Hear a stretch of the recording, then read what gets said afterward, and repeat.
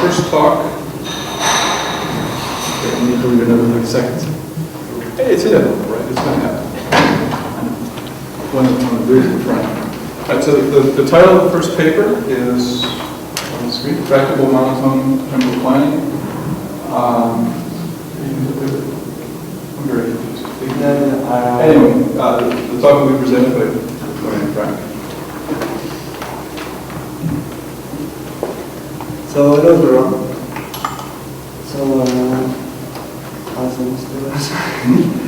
as I said, I will present you the paper Tractable Monotone Temporal Planning. So it was written by Mr. Cooper, Norris, and Renier, and I'm for in front. I present it to you. So first, I'll begin with some reminders about planning. Then we'll see in detail what is this new tractable class for the temporal planning.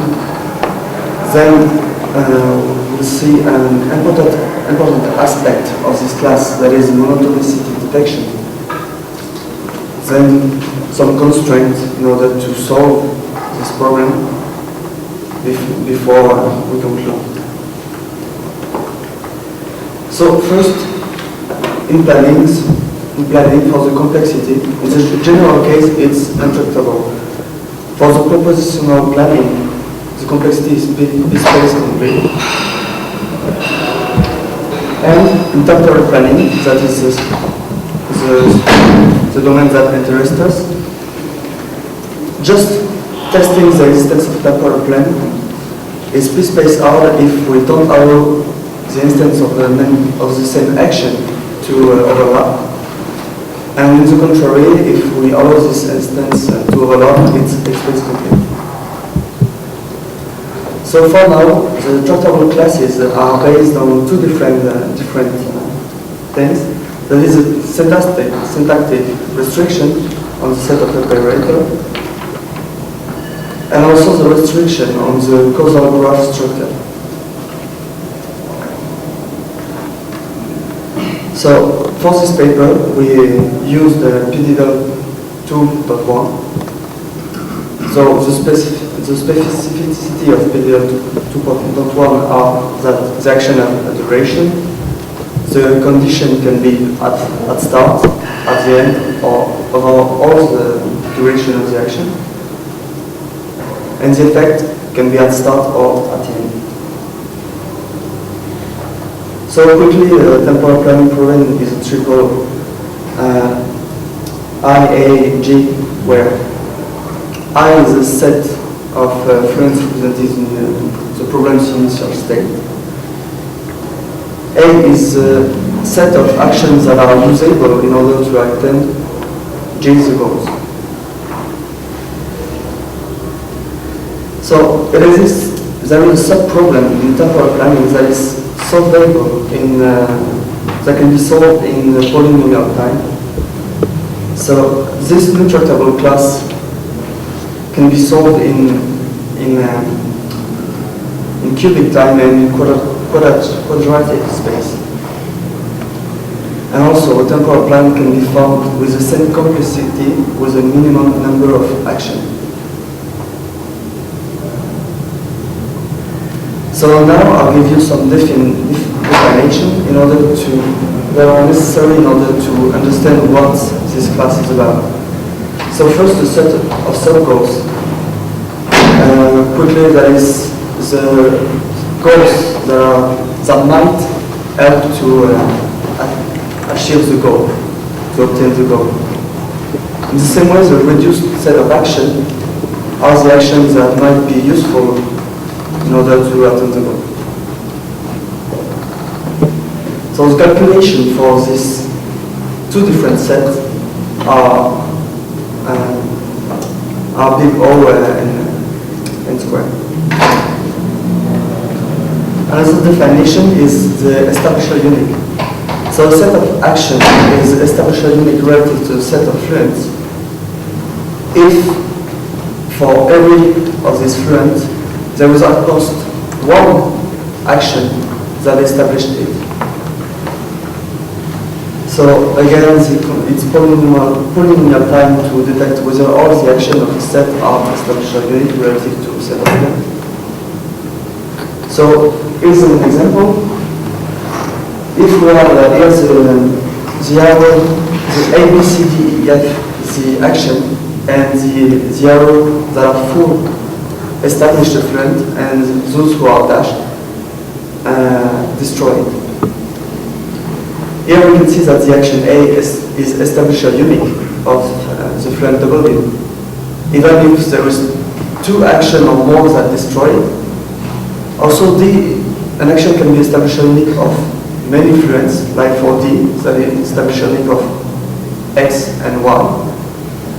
But for E and F, these are not established unique of the fluent Z. The last definition is the definition of monotonicity. So there is a minus monotonicity. So it is set of a fluent that is minus monotone if in any temporal plane, once it's been destroyed, it can be reestablished again. So here's some example. For a person, if a person is the fluent of a person is alive, once it's there, of course, it can be put back to the state, to the previous state. So it's minus monotone. The same can be said for a match. Once it's lighted, it can come back to the state never used. In the same way, there is a definition of plus monotonicity. So for any temporal plane, if a fluent is established, it can't be destroyed. So again, some example, for a person to be graduated, can't lose his diploma. For a balloon to be exploded, can go back to the previous state, and for a meal to be hidden. So the monotonicity of fluents, in order to determine if a fluent is monotone or not in a temporal plane problem, the complexity is very hard for this, because it's piecewise hard if we don't allow the same instance of an action to overlap, and if we allow this instance to overlap, it expects complete. So here we have the set of temporal planning problem. Here we have the problems that which we have two hypotheses, that is, the set of reduced action is established unique relative to the subgoals, and the monotonicity and the subgoals are all monotone. So these problems can be solved in polynomial time. But it's not enough to define this as a tractable class, because a tractable class can be solved, or this problem can be solved in polynomial time, but also detected in polynomial time. And just as I said earlier, monotonicity can be very hard to detect. So that's why in the paper we define some rules that allow us to detect in polynomial time some of the monotonicity. So here in yellow we have actually the tractable class that are the two hypotheses, but the monotony can be detected in polynomial with output. So here's the formal definition. For a temporal planning problem, if we have the set of reduced actions that is established a unique relative to the subgoals, then if all these subgoals are monotone, and more specifically, if all the subgoals that belong to the initial state are minus monotone, and all the monotonicity can be found by using the following rules, then we have a problem that belongs to the tractable class. So, for the detection, here is the first rule that we found. That is a more obvious one. That is to say, if a fluent, no action of the set of reduced action actually destroy a fluent, and there is and it's only added by some action, then of course, it's plus monotone. In the same way, if there is no action that can destroy a fluent, the fluent is monotone because even if it's established, it can be destroyed. For the second rule, well, there's 3 rules in whole, and the second and the third rule use the monotony of the fluent in order to find more fluent that can be monotone.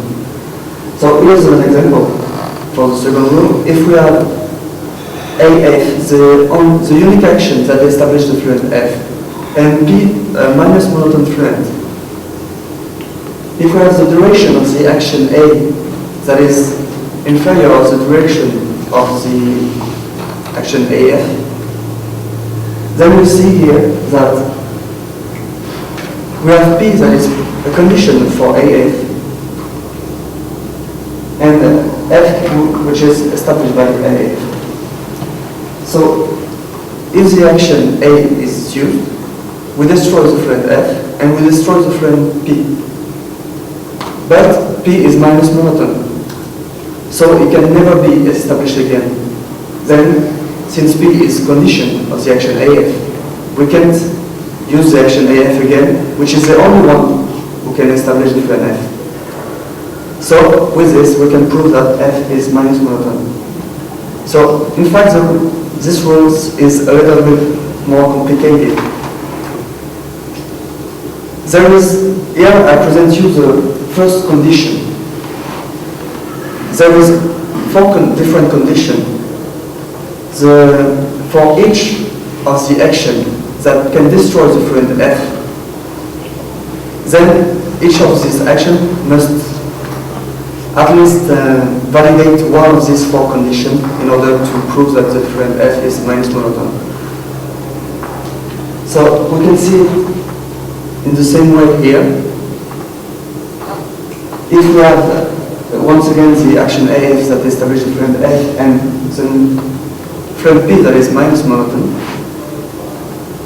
if the action AF destroys P, then we can't reuse the action A that has P in a condition. But here, with the definition of establisher unique, we don't know if there is other action that can destroy the fluent F. So for the definition of plus monotone, there can be another action that I don't have P as a condition, and which destroy F. So it's not enough to prove that F is plus monotone. So that's why we have, for all the action that destroys the fluent F, once again each of these actions must validate one of 4 conditions.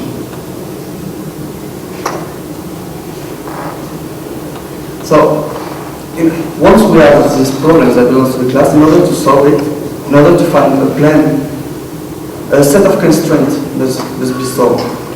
So here is the form of the different constraints,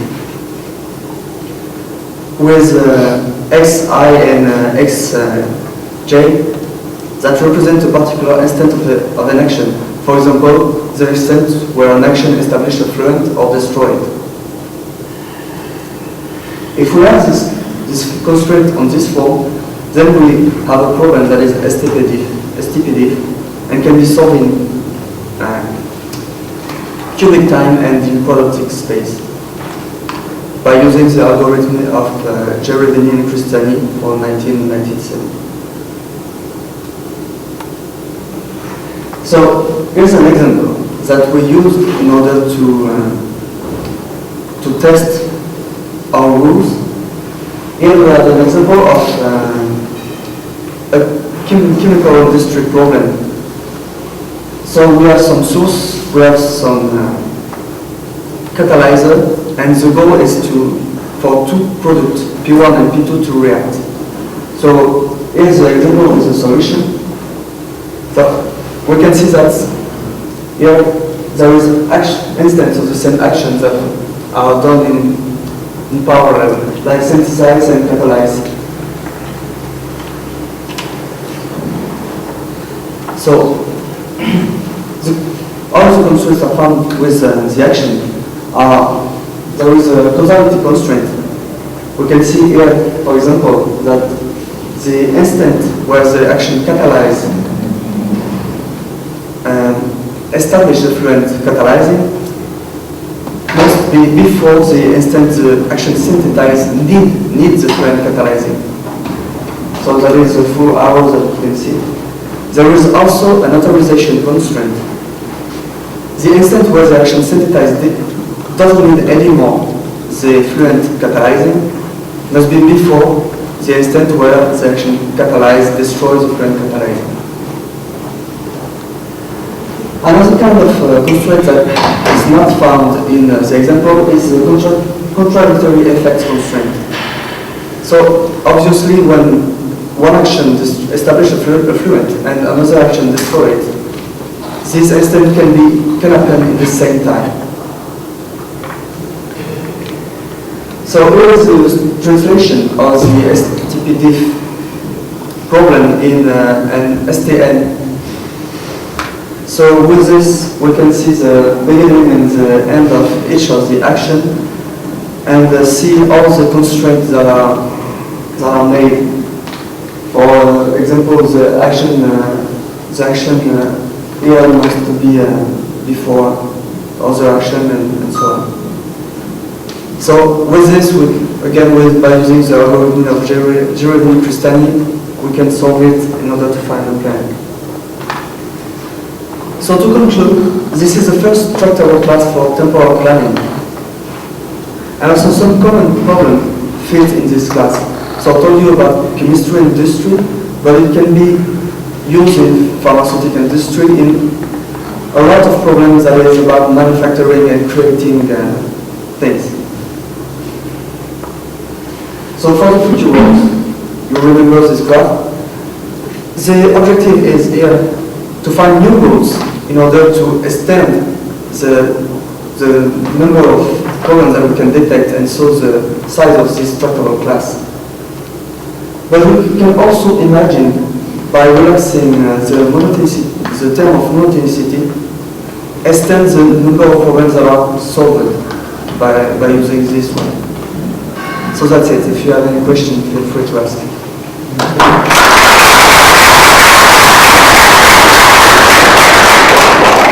Certainly have time for questions.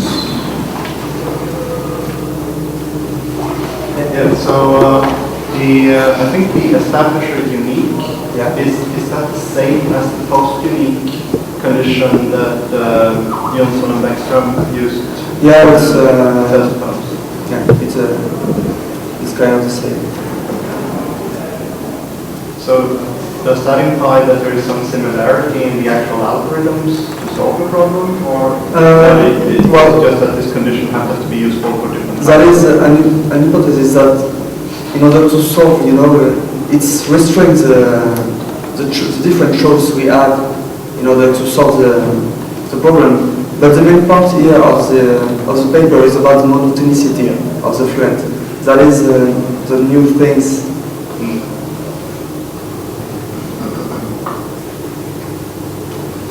Any questions?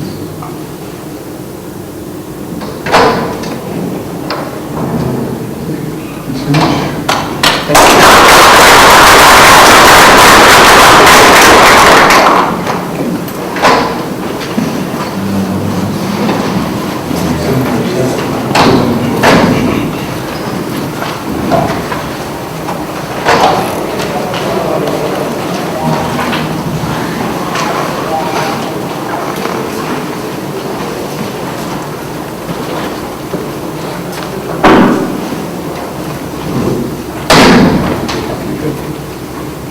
Our second talk is going to be entitled MD Propagation of Destructive Scheduling, and the presenter will be Andres here.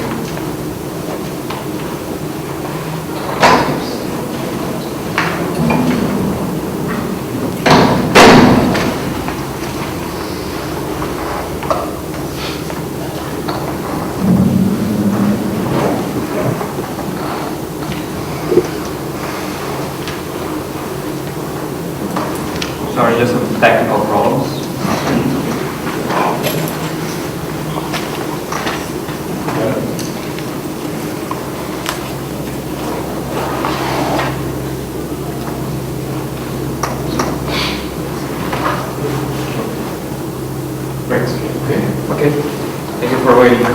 going to talk about new propagation techniques for disjunctive scattering problems.